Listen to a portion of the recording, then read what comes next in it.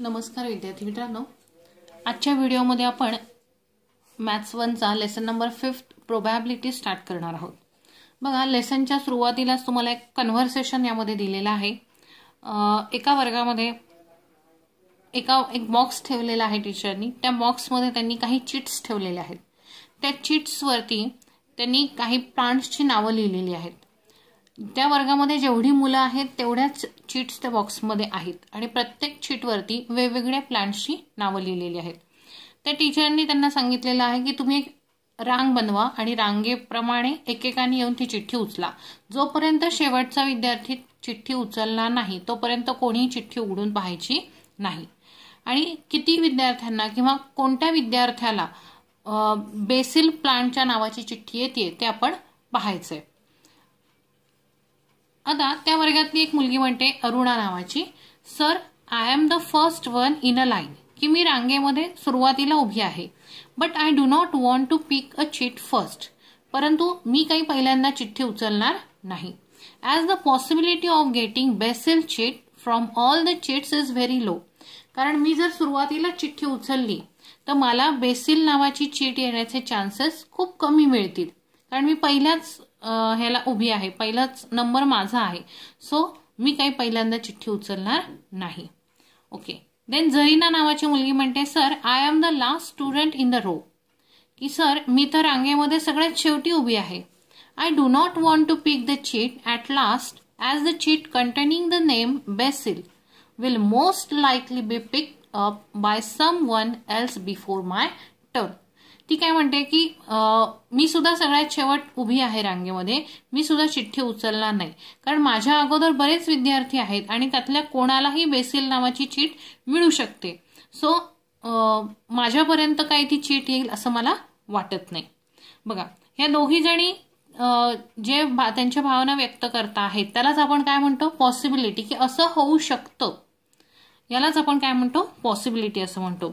The first and the last student feel that for each of them the possibility of getting the chit having the name BECIL is very low, म्हणजे ह्या दोघींना काय वाटतं आहे की BECIL नावाचे chit आपल्याकडे येण्याचे चान्सेस ह्या खूप कमीत कमी आहेत।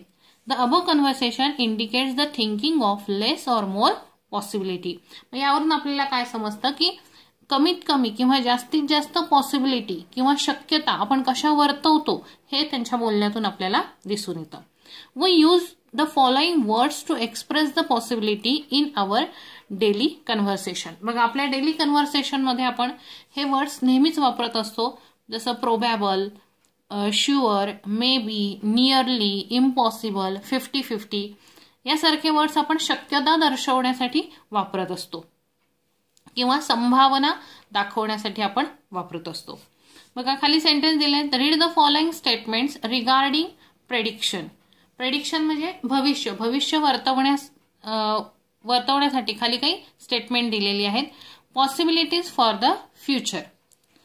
फर्स्ट दिलंय, most probably the rain will start from today, म्हणजे अशी दाट शक्यता आहे की उद्यापासून पाऊस चालू होणार, आजपासून पाऊस चालू होणार आहे।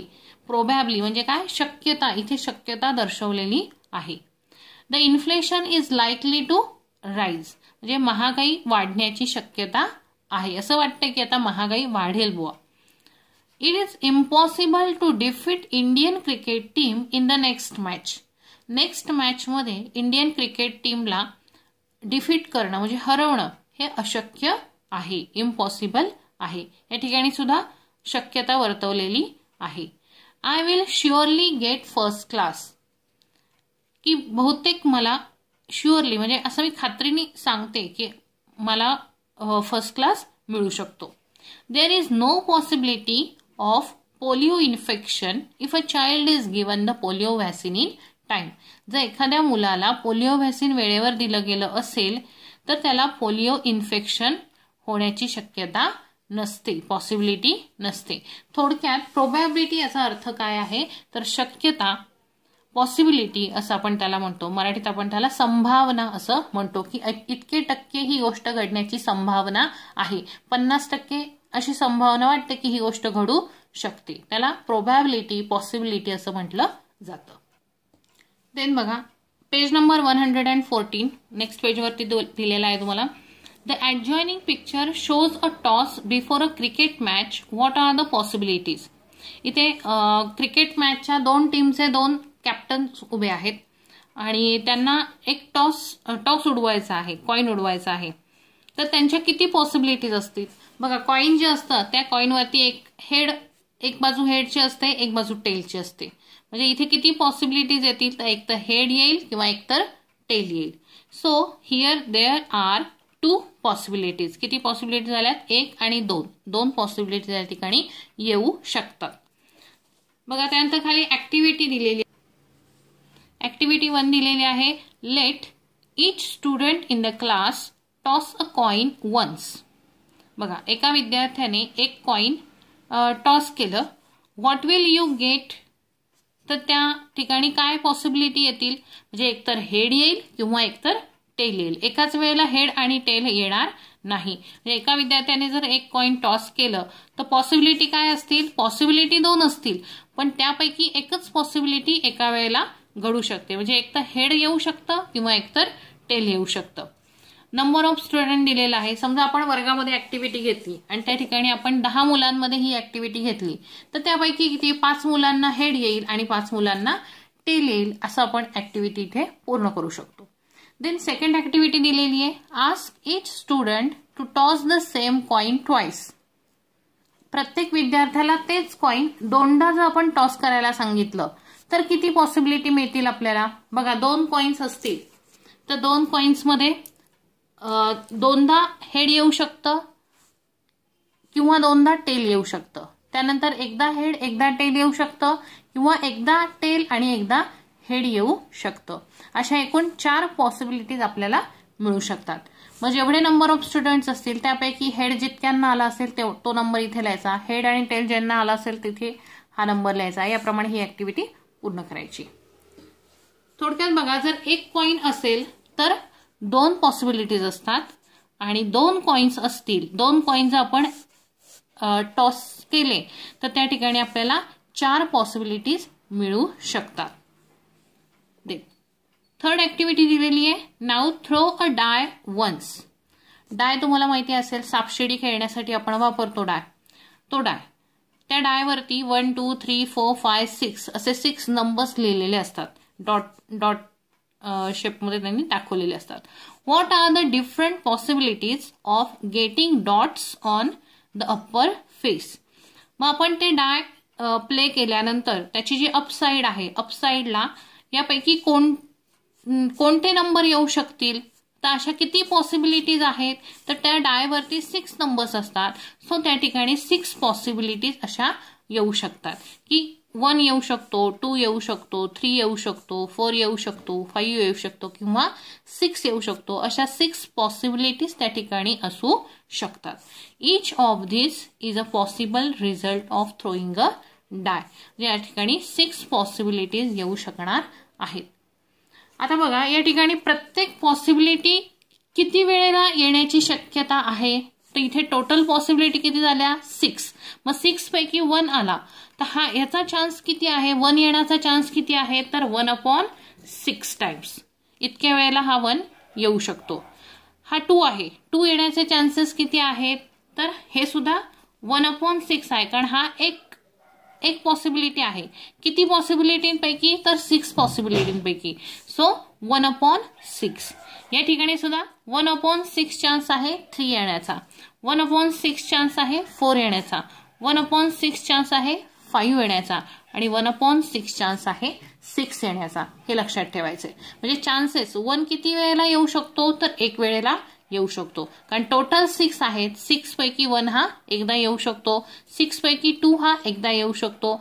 6 पैकी 3 हा एकदा येऊ शकतो. याप्रमाणे तसंच जर कॉइन असेल एकच कॉइन असेल तर पॉसिबिलिटीज 2 आहेत हेड आणि टेल.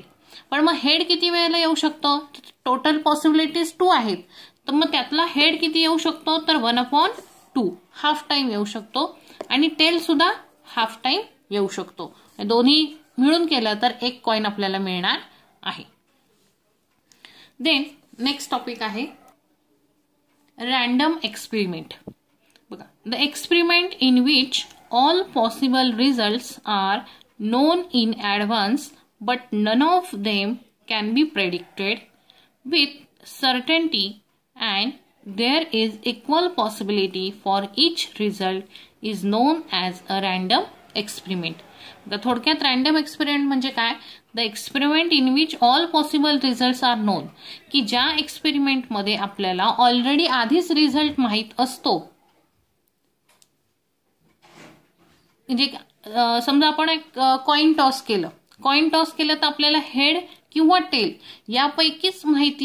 यापैकीच पॉसिबिलिटी येणार आहे हे आपल्याला माहीत आहे. मग या प्रकारच्या एक्सपेरिमेंटला काय म्हटलं जातं? Random experiment. बट आता हे आपल्याला रिझल्ट माहिती आहे की आपल्याला हेड किंवा टेल मिळणार आहे. But none of them can be predicted with certainty. पण हेडच येईल किंवा टेलच येईल हे आपण प्रेडिक्ट करू शकतो का? नाही करू शकत. त्यापैकी कोणतीही एक पॉसिबिलिटी येईल, परंतु हेडच येईल किंवा टेलच येईल हे आपण सांगू शकत नाही. And there is equal possibility for each result is non as random experiment. परंतु त्यामध्ये इक्वल पॉसिबिलिटी असणार आहे. इक्वल पॉसिबिलिटी म्हणजे जसं मी मगाशी सांगितलं की एक कॉइन असेल तर एका कॉइनमध्ये हेड येण्याची पॉसिबिलिटी किती आहे आणि टेल येण्याची पॉसिबिलिटी किती आहे? तर ही हाफ टाइम आहे आणि ही सुद्धा हाफ टाइम आहे. की हेड हाफ टाइम येऊ शकतो आणि हे सुद्धा हाफ टाइम येऊ शकतो. म्हणजे ह्या पॉसिबिलिटी दोन झाल्या.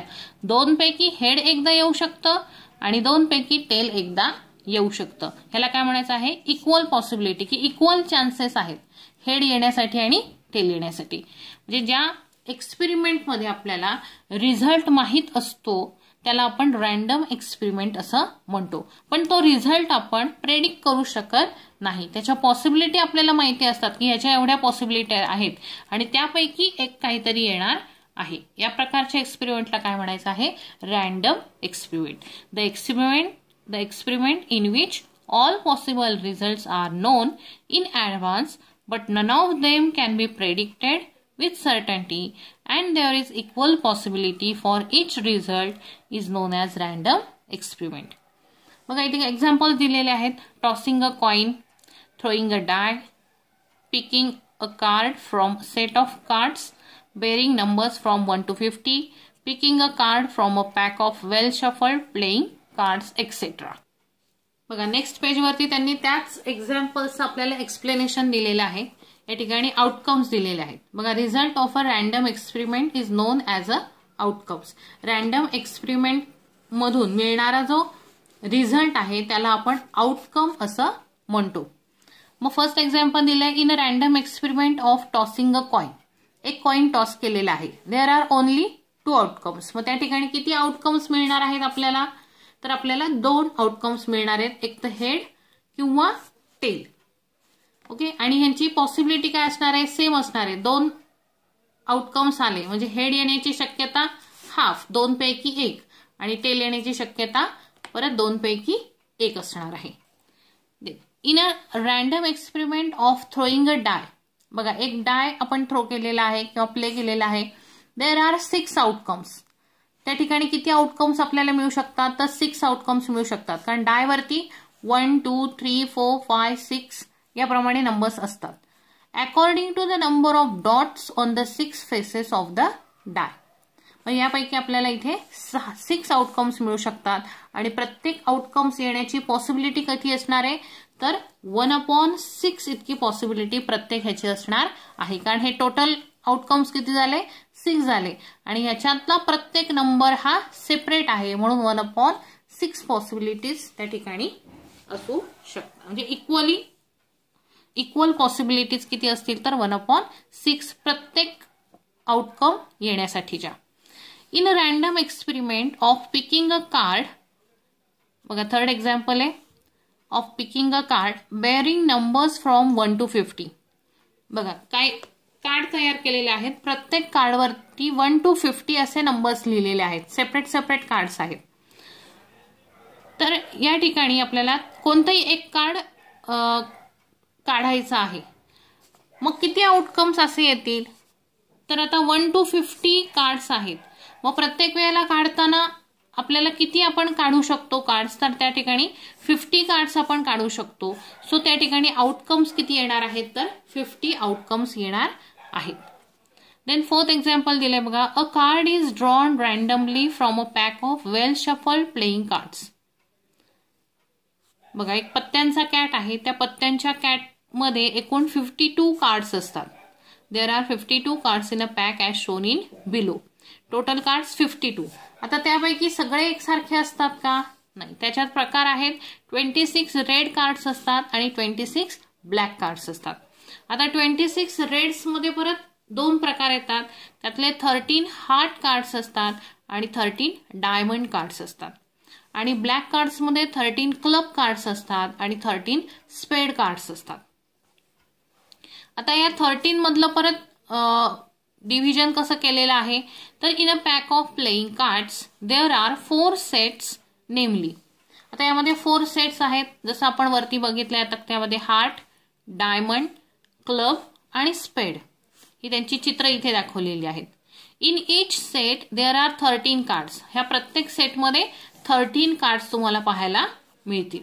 मग हे 13 कार्ड्स कोणकोणते असतात, तर किंग, क्वीन, जॅक, त्यानंतर 10, 9, 8, 7, 6, 5, 4, 3, 2 आणि जो एक असतो त्या एकला एस असं म्हटलं जातं. म्हणजे या ठिकाणी किंग, क्वीन, जॅक हे जे 3 कार्ड आहेत यांना फेस कार्ड असं म्हटलं जातं. बघा किंग, क्वीन आणि जॅक हे जे कार्ड आहेत त्यांना फेस कार्ड असं म्हणतात. In each pack of cards there are 4 cards of king. पूर्ण पत्त्यांच्या कॅटमध्ये 4 किंग्स असतात, 4 कार्ड्स क्वीनचे असतात, 4 कार्ड्स जॅकचे असतात. दस टोटल फेस कार्ड्स आर 12. म्हणजे एकूण फेस कार्ड किती असतात, तर 12 फेस कार्ड त्या ठिकाणी असतात आणि 4 एस असतात, म्हणजे 4 एक्के त्या ठिकाणी असतात. नंतर पुढचा टॉपिक आहे बघा, equally likely outcomes. If a die is thrown, any of the numbers from 1, 2, 3, 4, 5, 6 may appear on the upper face. बरोबर आहे. जर आपण डाय प्ले केला तर त्या ठिकाणी आपल्याला या नंबर्स पैकी कोणताही एक नंबर अप साइडला किंवा अप्पर फेसला आलेला दिसतो. It means that each number is equally likely to occur. याचाच अर्थ काय की प्रत्येक नंबर अप्पर फेसला येण्यासाठी इक्वली लाईकली तो असतो. इक्वली लाईकली म्हणजे जसं मी तुम्हाला सांगितलं की टोटल 6 नंबर्स आहेत, त्यापैकी 1 येण्याची शक्यता काय आहे, तर 1/6 time.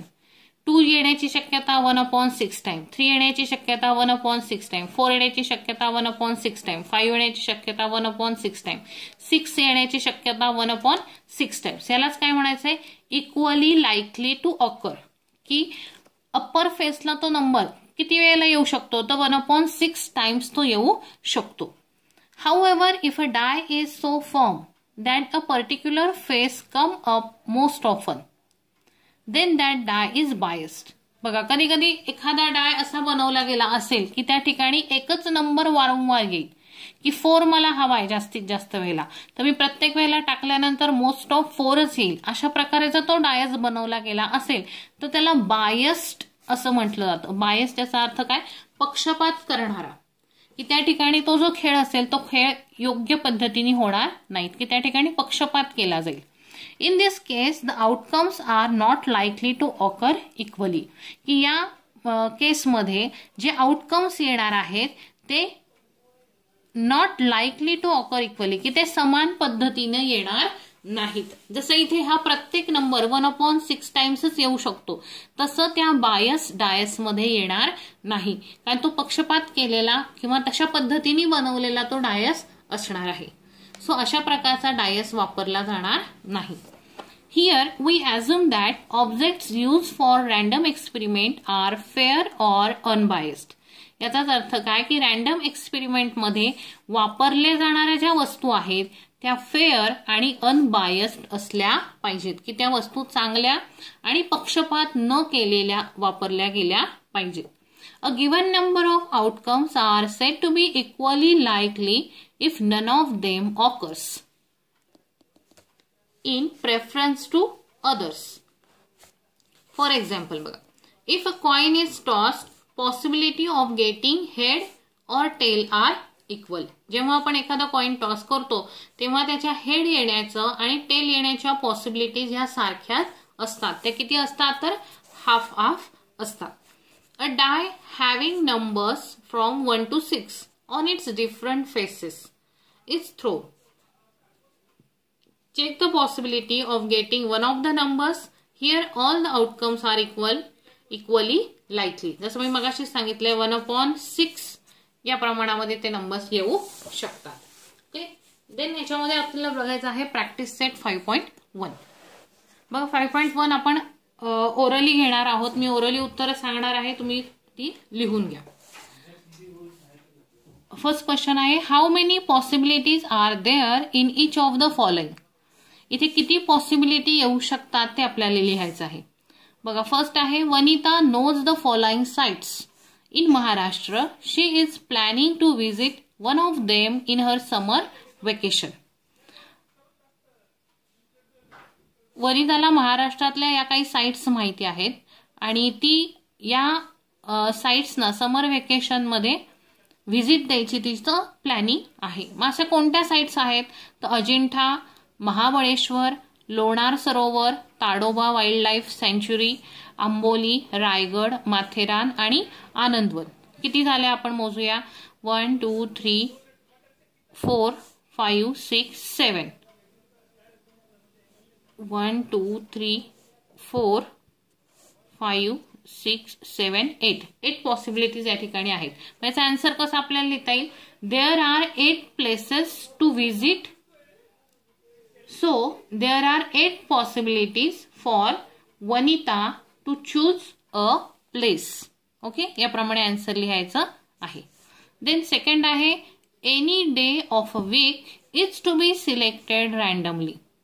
Any day of the week. Week मधला कोणताही एक दिवस. आता वीक मध्ये किती दिवस असतात तर 7 days असतात. मग इथे आन्सर आपण कसं लिहू शकतो. There are 7 days in a week. There are 7 possibilities of selecting any one of day randomly. Okay. Then the next is select one card from the pack of 52 cards. बघा एका pack मध्ये 52 cards असतात. त्यातलं कोणतंही एक select करायचं. प्रत्येक card नवीन असणार आहे सिलेक्ट करताना. सो इथे 52 पॉसिबिलिटीज आपल्याला येणार आहेत. मग लिहिताना कसं लिहायचं आहे. There are 52 cards. There are 52 possibilities of selecting one card. म्हणजे 52 कार्ड्स पैकी प्रत्येक कार्ड जर आपल्याला एकदा काढायचं असेल तर किती पॉसिबिलिटीज येतील तर 52 कार्ड्स पैकी प्रत्येक कार्ड हे वेगवेगळं आहे. सो त्या ठिकाणी 52 पॉसिबिलिटीज येणार आहेत. तसंच डेजचं पण आहे की एका वीक मध्ये 7 days आहेत.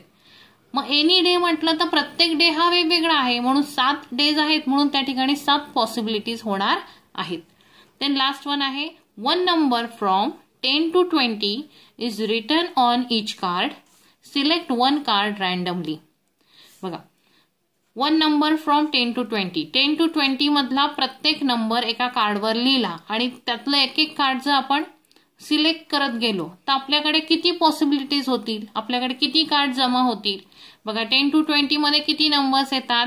10 हा नंबर पण पकडायचा आहे. मग 10च्या पुढे 11 to 20 मध्ये 10 नंबर्स झाले आणि प्लस हा 10 एक आहे तो एक पकडायचा आहे. म्हणजे इथे एकूण किती नंबर्स येतात 11 नंबर्स येतात.